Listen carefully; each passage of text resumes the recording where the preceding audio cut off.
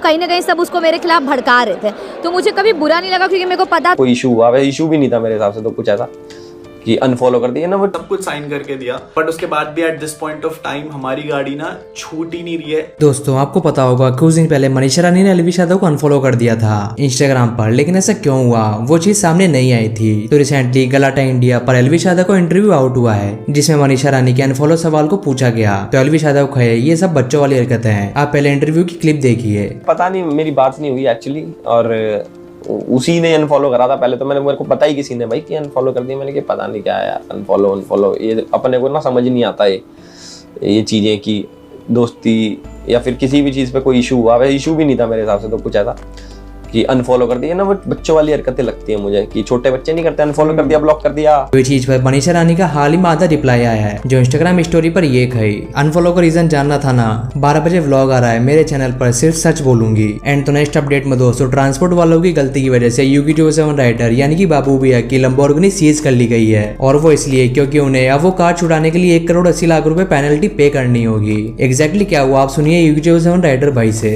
जैसी गाड़ी 21 को पहुंची, हम लोगों ने सुरेश अन्ना भाई के साथ IPL का वो शूट निपटाया। हम लोगों ने स्टेडियम छोड़ा एंड सब चीजें शूट खत्म हुआ। लोग अपनी गाड़ी लोड करा लेते हैं एंड इसे सीधा सीधा भेज देते हैं दिल्ली। सो व्हाट हैपेंड, जो ट्रक ड्राइवर था उस ट्रक ड्राइवर ने क्या करा, हम लोगों ने अपनी गाड़ी रात को ही भेज दी थी, बट वो आई गेस शायद देर रात को निकला या सुबह निकला एंड एक जगह वेलोर, वहां पर वो टोल टैक्स क्रॉस कर रहा था एंड टोल टैक्स पे उसे STO वालों ने पकड़ लिया। जो STO के ऑफिसर्स होते हैं उन लोगों ने उसे पकड़ लिया।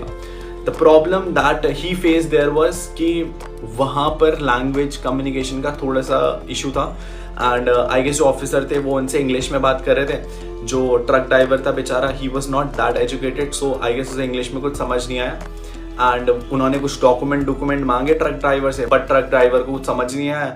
सो आई गेस कुछ मिसकम्युनिकेशन हुआ। ऑलमोस्ट सुबह 9 बजे की बात बता रहा हूँ मैं आपको, ये 22 की सुबह 9 बजे, नो डॉक्यूमेंट्स अवेलेबल बता रहा हूँ मैं आपको, ये 22 की सुबह 9 बजे की। एंड जो STO ऑफिसर था उसने बिना कुछ क्लेम करे सीधा एक पर्चा बना दिया हमारा, जिसमें उन्होंने ये लिख दिया कि भाई नो डॉक्यूमेंट्स अवेलेबल।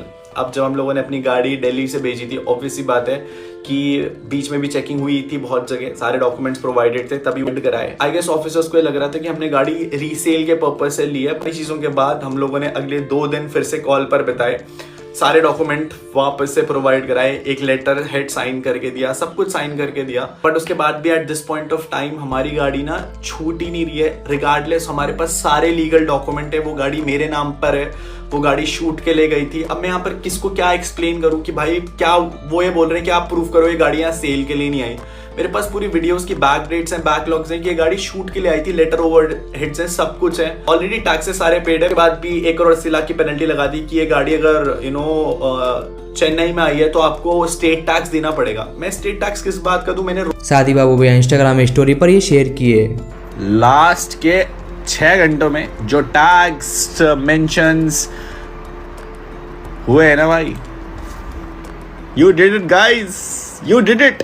एंड तो नेक्स्ट अपडेट में एलवी यादव को लोग बोल रहे हैं कि उनके मजे हो रहे हैं, पर एलवी यादव का कहना है कि अब वो किसी भी कंट्रोवर्सी में नहीं पड़ना चाहते। साथ ही एलवी यादव कहे कि बिग बॉस में जो भी जीतता है बाहर निकलने के बाद वो श्रापित हो जाता है। आप देखिए क्लिप।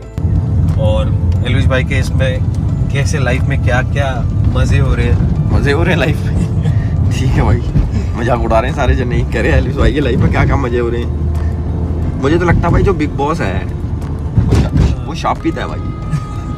हाँ, ऐसे ही लग रहा है। बिग बॉस के विनर्स कुछ लोगों पे आज के सुर्खियों में आ रहे हैं भाई। हमें भी पॉपकॉर्न खाने का बहुत मन कर रहा है। देखो मैं तो कंट्रोवर्शियल चीजों से दूर रहता हूँ भाई। पॉपकॉर्न भाई खा लेंगे, हमें तो किसी लफड़े में पड़ना ही नहीं, ना ऐसे ना वैसे ना कैसे। अपने को जीनी है सादी जिंदगी ऐसे करके, हाथ ऐसे करके, बाबा बन के। तो अब जा रहे हैं इंटरव्यू देने और मैं आज पढ़ूंगा बिग बॉस कर्स के बारे में कि जो बिग बॉस जीतता है उनकी ज़िंदगी में कुछ गलत चीज़ें ही होती हैं। आपने तो पर्सनल एक्सपीरियंस से बता ही सकते हैं। आज थोड़ा और पता लग गया सुर्खियाँ देख के। अब कौन सा बिग बॉस आ रहा भाई अगला? OTT season 3। Yes, OTT season 3 उसकी भी कास्टिंग चल रही है। एंड तो नेक्स्ट अपडेट में दोस्तों आदर्श सिंह के साथ होली वाले दिन कुछ इतना बुरा हुआ कि उन्होंने हाल ही में सीज पर पूरा वीडियो बनाया है, मतलब कि उनकी कार का बैक का शीशा किसने तोड़ दिया। व्लॉग का छोटा सा क्लिप आप भी देखिए। पूरा होली खराब कर दिया यार, कसम से, मतलब क्या बताऊं, ऐसे थोड़ी होता है यार। मेरे ही घर पे भाई लोहिया नगर जहाँ है घर है, जहाँ मैं वहीं के पास में जा रहा था, मैंने मास्क लगा रखा था। पहले तो आ गए ऐसे सब मिट्टी लगाने लग गए पूरे गाड़ी में। हम लोगों ने गाड़ी बढ़ाया, पीछे से ईंट मार दिया गाड़ी पे भाई। अभी मैं जाऊंगा पुलिस कंप्लेन लिखाऊंगा, क्या करूं मेरे को कुछ समझ नहीं आ रहा। अब हम लोग होली खेल के निकल गए। सीन ये हुआ कि हम होली खेलने ही आ रहे थे, वहाँ पर भी हमने दोस्तों के साथ, मतलब अपने घर पे, सीरियसली मैं अपने घर पे जहाँ रहता हूँ मैं वहाँ पे था।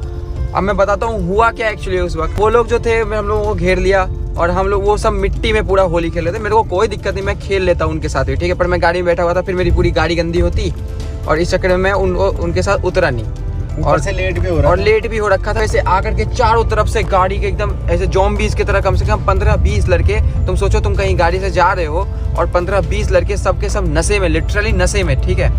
एंड तो नेक्स्ट अपडेट में बूम बाम कुछ बहुत ही अलग करने वाले हैं, जिसको लेकर वो इंस्टाग्राम पर है। कुछ दिनों में एक अनाउंसमेंट कर दूं, वैसे ये चीज क्या हो सकती है, अगर आपको पता हो तो कमेंट्स में जरूर बताइएगा। एंड तो नेक्स्ट अपडेट में तारक मेहता का उल्टा चश्मा की रह चुकी रोशन यानी कि जेनिफर मिस्ट्री ने अपने इंस्टाग्राम पर बताई कि उन्होंने चार्जशीट फाइल कर दिया है एंड अगर जल्दी एक्शन नहीं लिया गया तो जेनिफर कुछ ऐसा करेगी जो उन्हें भी नहीं पता।